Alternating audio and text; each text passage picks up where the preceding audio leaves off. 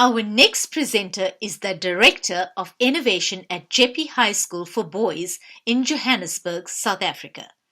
While he oversees the EdTech needs of his school, his main role is to prepare the school, students, and educators for the 21st century through innovative pedagogy and professional development strategies, while balancing the holistic educational philosophy of the school. Please welcome RobertFaltermeier. Hello, good day. My name is RobertFaltermeier, and welcome to my session today on adapting to and recognizing how pedagogy has to cater for the 21st century. As the title suggests, we're going to be looking at two aspects in today's session. We're going to be looking at how we can recognize and why pedagogy has to cater for the 21st century, and then also how we can start to adapt to meet the changes that the 21st century is putting on to teachers' pedagogical approaches and how they actually teach. So a little bit about myself. My name, as mentioned, is RobertFaltermeier. I am a teacher from Johannesburg, South Africa. I am the Director of Innovation at an all-boys high school called Jeppe High School for Boys. My role at my school is to implement and help develop strategies that meet the needs for our students in the 21st century, both to teach beyond the curriculum, but also to help support and develop the skills needed for our teachers and our students. I'm also a level 1 and 2 Google certified educator, as well as a Google certified trainer. Stephen Hawking is quoted as saying that intelligence is the ability to adapt to change. So well done to those of you who could read that exact quote with the numbers and letters here. It speaks to the power of the human mind and the fact that whatever adversity gets thrown to us as a species, we do have the ability to adapt and change. Some take a little bit longer than others. Some can do it a lot quicker. And I think that is sort of exacerbated or sort of makes itself shown in our classes, where we have different students who require different levels of help and a little bit extra TLC, as it were, when it comes to how we teach them and how we can adapt our lessons to better meet these changes that our individual students might actually need. So, in a word, we want to talk about innovation. Innovation being, how do we add value, how do we add change to our pedagogical approach to meet the challenges of the 21st century. In a bit of a nutshell, what we're going to be looking at, we need to have an understanding that the pedagogical approach has to change. And we'll look at a couple of examples, as well as some data and one or two very interesting videos that sort of highlight the need and why the world around us is changing in the 21st century, which also implies that there's a need and a change that is required in the educational space. We'll then be looking at an idea of the open mindset and how one can adapt to change, but then also looking at how creating change must add value. We cannot just change for change's sake. How is whatever we are going to apply and adapt and change within our educational pedagogical approach, how is that adding value? And then we're going to look at how the term 21st century fits into this. But we're also going to have an understanding that, you know, this change is always ongoing. The spoiler alert here is that there's no destination here. Things are always going to be changing when it comes to education, and we need to understand that and accept that and make peace with that, so that we are better prepared as teachers to actually understand that this new way of teaching is going to have flux and change within it going forward. We'll then also be looking at how we can promote particular skills in our classroom that we can help adapt our teaching and help provide the skills that our students need for the 21st century. There's a very funny advert in South Africa that's going around at the moment from an insurance company, which sort of highlights the change that is happening in the world around us. And if an insurance company realizes that the world around us is changing and how they need to be on top of their game so that they not put at too much risk what does that mean for the world around us? And what does that mean for us as educators, where we have a moral obligation to actually prepare our students for the world around us and provide them with the skills they actually need?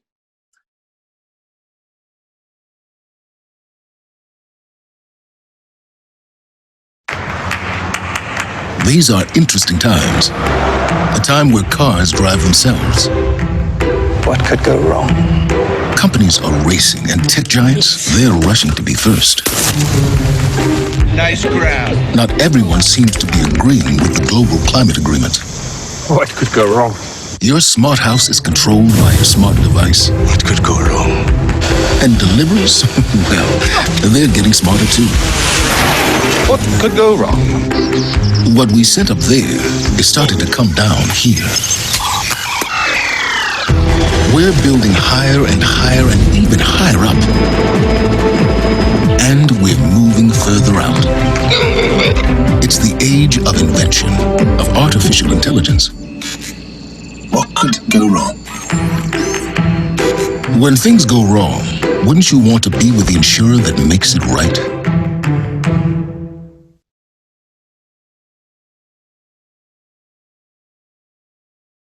As humorous as that ad is, it sort of highlights the fact that things are changing, and it requires a new approach in the world when it comes to how an insurance company has to adjust for risk. And if this is going to also impact one's life, we also need to have an understanding that this is going to impact how students learn, what skills they're going to need to sort of meet these changes. Another interesting quote from the World Economic Forum is that it refers to the buzzword that's been going around for the last little while, which is the fourth industrial revolution, where it's telling us that the fourth industrial revolution is already here. It isn't about to come, it's not down the road, it is here. And so we need to have an understanding that there's a little bit of urgency when it comes to the fact that we need to adapt our pedagogy so that our students who are in the school system at the moment can actually have the skills they need to be prepared for the 21st century.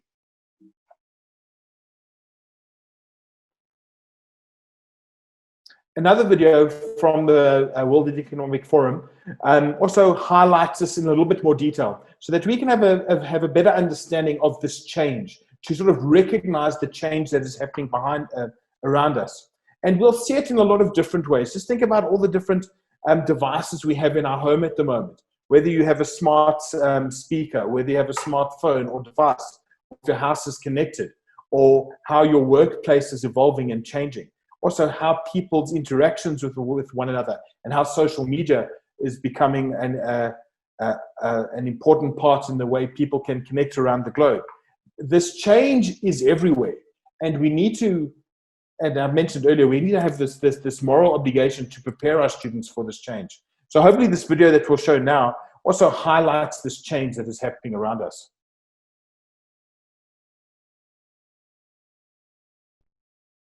The original Industrial Revolution was driven by the discovery that you could use steam engines to do all kinds of interesting things. That was followed by additional revolutions for electricity and computers and communications technology. We're now in the early stages of the fourth Industrial Revolution, which is bringing together digital, physical, and biological systems.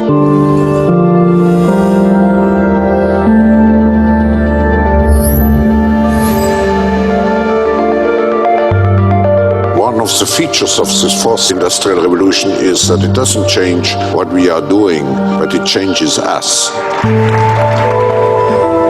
We need a different economic model that will allow us to meet the basic needs of every human on the planet, and that will be focused not on growth per se, but on maximizing human well-being. We have energy technologies that can power our civilization, but how do we get it and implement it at the scale we need at a price that people around the world can afford? If we're able to do something to transform cities, to make them more efficient, then the impact can be huge. We can use asset tracking, we can use IT, we can use 3D printing to decouple growth from the resource constraints we have. The question of adding quality to quantity, it's really about a diverse, safe, healthy, and just world with clean air, clean water, clean energy. Together we are fighting to preserve our fragile climate from irreversible damage and devastation of unthinkable proportions. The prediction of 5 million jobs lost by 2020 to technology is serious, but the main question is, how will we define work? How will we share the wealth? How can you have a doctor that really knows a lot about data? How can you have a biologist that knows about medicine? We have to create a space that enables people to think freely, to think divergent thoughts, to think creative thoughts. We really need new education or new training. We're working with a World in Motion in FIRST Robotics, trying to encourage students from 3rd grade all the way up through the end of high school to pursue science, math, and different technologies. It's this ability of digital technology to change outcomes, to truly empower people that can create a more equitable growth. Fourth industrial revolution has the potential to make inequalities visible and to make them less acceptable in the future. I was the first person in the world to be able to voluntarily move my legs while stepping in a robot. The cure will be possible if enough of the right people have the will to make it happen. We're seeing this incredibly exciting convergence of genome editing, DNA sequencing. Governments have a very important role to play in enabling the safe and effective use of technologies. We need to take responsibility at every level of society to adapt to these technological challenges, which are redefining what it means to be completely embedded in this world. Even though we have everyday problems we have to solve, we have to find a way to lay the foundations for the innovations of tomorrow.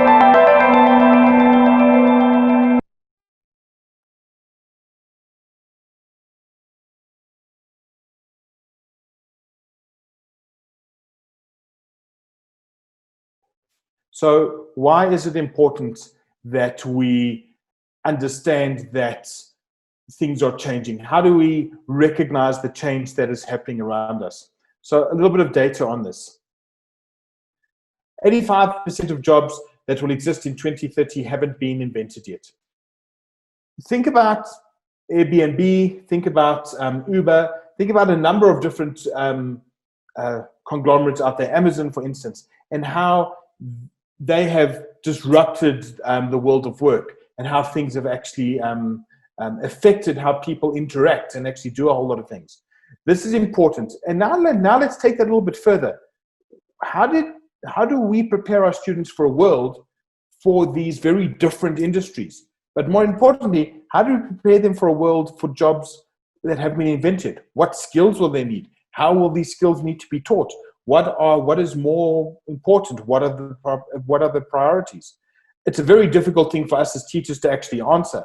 But I think a part of this is recognizing and also giving them sort of open-ended skills that are relevant in any age, which we'll talk about a little bit later on in the presentation.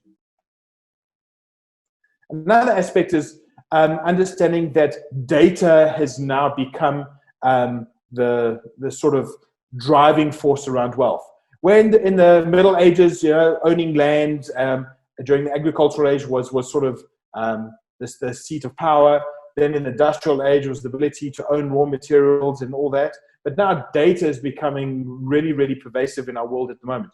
Think about if you're searching for where to go on holiday and suddenly on a social media platform and ads pop up about what you've just been searching for. Think about how that has now changed the way the world is working. What are the skills students need if they're going to be going into these industries? How do these things work? And also, more importantly, if you want to protect your personal data, how do we prepare our students to be able to look after their digital footprint? How do they behave online? The whole concept of digital citizenship. These are real skills that we need to prepare and integrate into our lessons. Also, a report by Dell Technologies where it states in the moment learning will become the modus operandi, and the ability to gain new knowledge and adaptation will be valued higher than knowledge and skills people already have. Essentially, to sort of sum it up, the idea to learn and unlearn, the ability of the skill to adapt, to collaborate, to communicate, to think critically are going to be more highly valued by employers. And so we need to now bring these skills into our lessons. Yes, content is important. There's a level of foundation that is needed. But if we can, whether it is passively or actively bring in these skills, which we'll talk about a little bit further on in the presentation, this is what's going to add value. There used to be a saying that a jack of all trades is a master of none. I think that's changing a little bit, where people are more looking at the ability for, do you know lots of little things? And when you need to master a particular thing, do you have the skills to learn that? And then maybe relearn another aspect and become a master in that at a later stage, so that you have these skills to learn basic, fundamental, core knowledge. But what's more important here is the skills to adapt. A very interesting book called The 100-Year Life by Linda Grayton and Andrew Scott, who are professors at the London Business School. They talk about how the human condition is evolving and changing, where people are living longer and longer lives, and how we originally had what was called a 3-stage life, where people would learn when they're youngsters, they would then work, and then they would retire. But then also, now people are living longer lives, and they're saying there's actually a 5-stage life, where people will learn core competencies as education when they're young, then they will work, then they will restart, they will relearn, and then they'll start a new level of work, and then finally retire in their 5th stage. Think about how it's important to actually give the skills to learn, adapt, and unlearn and change if people are going to go through a 5-stage life and they're actually living longer lives. We need to think about the sort of moral duty we have to get these skills right in the 1st stage, where we're teaching our students in school, where our pedagogy has to develop to meet these changes and provide these skills. So now that we have an understanding that things need to change and we can recognize these changes around us, how do we start to innovate our pedagogy? How do we bring in these 21st century skills into our classroom? First and foremost, we need to have a growth mindset as educators. We need to be willing to explore new ideas, try new things, share ideas, let people share their new ways, be open to new ways of teaching, and see how that can grow and change, rather than being in a fixed mindset of trying the same old things without any growth and not meeting the challenges and the change that is happening around us. I think to sum it up then is, we need to be willing to take a risk. We need to think about why you want to make the change. We can't just make a change for no reason. But if we're going to risk and try something new in our classroom, we can emulate these particular skills. You know, the whole idea of being willing to take a risk, or failing upwards, as it were. If we can emulate this in our class by trying something new, we are then showing our students that they can also do this. They don't have to be scared of failure. They can learn by doing, by going. But we have a moral obligation to make sure that we're giving a thought behind it as educators. How are we making these changes? What are these changes going to do? And then more importantly, how is this going to benefit you as a teacher and your students? What's important here is that, and I think we sort of leave it out of the equation a little bit, is how are we going to benefit as teachers? And if we are going to be excited by teaching, we are going to reinvigorate the way we teach. This excitement can be passed on to our students, and they can only benefit from it. So 21st century education is about providing our students with core competencies and skills which they will need to succeed in this new uncertain century, and helping them grow the confidence to practice these skills. In summary, not only providing these skills, but giving them the confidence to practice these skills. And that's where we as teachers have to practice these skills in our lessons. And sometimes we might get things wrong in the lesson, or we might need to try new things. But if we can emulate these skills and show that it's okay, we are then providing our students who are emulating these skills with our students so that they can try them too and have the confidence to try them in a very uncertain 21st century. So what can we do immediately? What could you try tomorrow? If this is all new to you, what can you bring into your classroom immediately to start this? And I would say it's the 4 C's, where we can think creativity, we can think critically, we can learn how to communicate better, we can learn how to collaborate better. These ideas of the 4 C's were put together by P21, or the Partnership for 21st Century Learning. If you visit their website, there's some really fascinating resources of how this can be integrated into your lessons. Yes, there are a whole lot of other things like the 5 E's and other modern pedagogical approaches. But if you had to start out with something simple, something basic, how that you can adapt your lessons immediately from tomorrow is by encouraging these skills in your lessons. The beauty of these skills is that they are completely independent of tech. They can work by just providing a mindset of trying these skills in your lessons, or you can bring them in with tech. The beauty of it is that it is cross-platform. The skill to think creativity. Think about the creative mindset that was needed in developing Airbnb. Also to think critically, the idea to think how to solve a challenge, how to create a taxi company without owning any taxis. Think of Uber, for instance. Then think about communication and how one communicates. I mean, a lot of the problems in the world about people not communicating properly. And if we can learn how to practice the different forms of communication and how to behave when communicating, think about digital citizenship and social media. That is a key skill. And then also the ability to collaborate. We're not going to know everything, but it's part of the human dynamic that we are a species that we seek social interaction, how we can collaborate and work better together. So if you can bring in any one or part of these skills into your lessons, you're already adapting it for the 21st century. You're already applying value. You are innovating your lessons, even if it is just one of these things.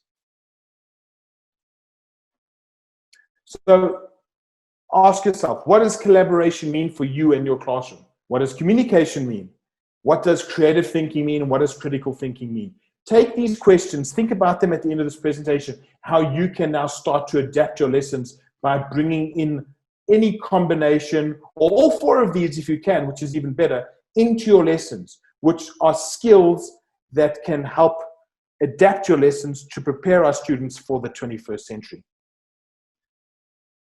To sort of end off, towards the end of the presentation of the second last slide, might seem a bit odd. Why have I put up the governmental logo of the French Republic? And there's two things here. We're living in the fourth industrial revolutions. Revolutions are always disruptive. Just think about the French Revolution. And in the logo, we have Lady Liberty and a symbol of the French Revolution here. And we need to have an understanding that things aren't always going to go to plan. We're going to make mistakes. Things are going to go wrong in our lessons. That's perfectly fine.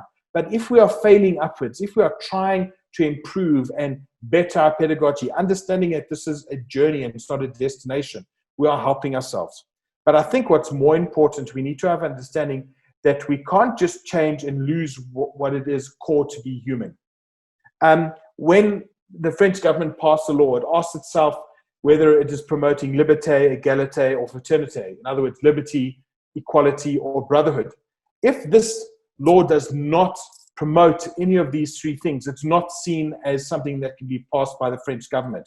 And so even within the idea that the French government understands that things have to change, have to evolve, they're not throwing the baby out with the bathwater, to use an expression. They are understanding that they still need to be core to their beliefs, but change at the same time.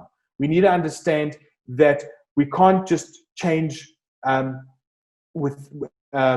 without understanding that there are certain aspects about allowing the human dynamic. Innovation is great. Yes, tech is wonderful if we use it right, but we mustn't lose sight that we are an emotional species. We are humans. We require social interaction.